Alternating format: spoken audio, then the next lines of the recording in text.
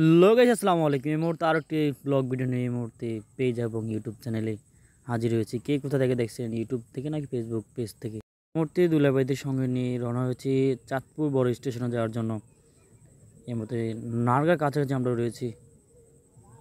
বিকালটা ছিল খুব সুন্দর একটা ভালোর দিক।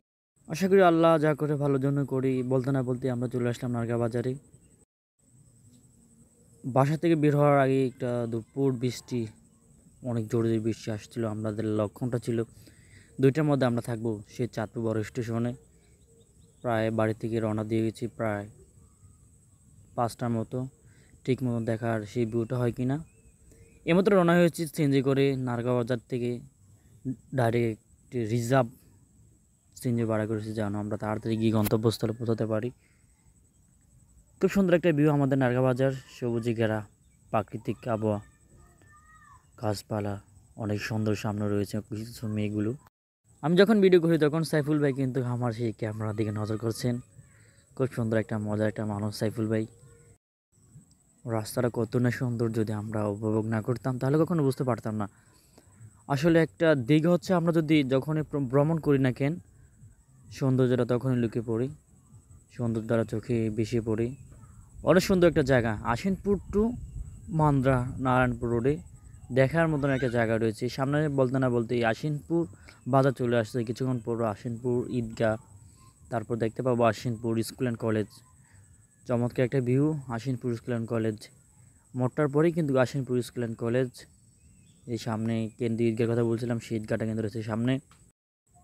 এই তো ঈদগাহ পেরিয়ে কিন্তু আমরা হালকা বামে মোড় দিয়ে চলে যাবো সেই কলেজ বরাবর দিয়ে সোজা দক্ষিণ দিকে রয়েছে নারায়ণপুর রোড। নারায়ণপুর টু মতলব টু চাঁদপুর। সে চাঁদপুর উদ্দেশ্যে রওনা শুরু করলাম। এর মধ্যে সুন্দর একটা ভিউ আশিনপুর টু মান্দ্রা, যে প্রাকৃতিক ঘেরা সবুজে ঘাস।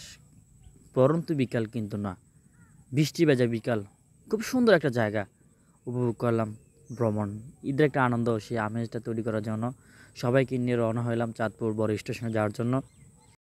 আস্তে আস্তে করে যতদিন রওনা হচ্ছে ততই খালি টেনশন বাড়ছে কোন সময় গিয়ে পৌঁছবো সেই আমাদের গন্তব্যস্থলে। সময় ধীরে ধীরে খরচ হচ্ছে, বলতে অনেক কষ্ট হচ্ছে। প্রায় 20টার আগে রওনা দিলে সম্ভবত মনে হয় আমরা 5টার দিকে সেই চাঁদপুরে গিয়ে পৌঁছতে পারতাম। এই সামনে চলে আসলাম নারায়ণপুর বাজার। সে একটা বিখ্যাত মাঠ রয়েছে বজরা মাঠ। কত নেই বজরা মাঠে ক্রিকেট খেলেছি, ফুটবল খেলেছি এবং ধারাভাষ্য করেছিলাম এই টুর্নামেন্টের এই মাঠে। বলতে না বলতে সামনে রয়েছে নারায়ণপুর বাজার। নারায়ণপুর বাজারে যে একটা ব্রিজ রয়েছে, ব্রিজটার মধ্যে কিন্তু আমাদের বাংলাদেশের যাত্রাবাড়ি যেরকম রাজধানীতে ঢাকা যাত্রাবাড়ি যেরকম জ্যামের আশঙ্কা দেখা যায়, তার থেকে বেশি আশঙ্কা রয়েছে আমাদের নারায়ণপুর ছোট একটা ব্রিজের মধ্যে। প্রায় যদি জ্যাম মনে লেগে যায় প্রায় 2 ঘন্টা সময় লেগে যায়। জ্যাম ছুটে ছুটে বলতে না বলতে এই জ্যাম শুরু হয়ে গেছে। কি বিশাল একটা ঘটনা, যে গন্তব্যস্থলে যাওয়ার কথা প্রায় 20 মিনিট এই জ্যামে কেটে গেল। তারপর আস্তে করে সামনে নারায়ণপুর দক্ষিণ বাজার দিয়ে যখন ভ্রমণ করলাম তখন এই রাস্তার মধ্যে বন্যা শুরু হয়ে গেল। পানি সরানোর কোনো ব্যবস্থা নেই। এটা নাকি আবার পৌরসভা। বলতে না বলতে আবার এই সেই মতলব রোডে কিন্তু নিজের ফেসটাকে আবার দেখাচ্ছি। যে সুন্দর আবহাওয়া, মাত্রা অনেকটা বাইরে দিয়ে কিন্তু ভিউটা নিয়ে নিলাম।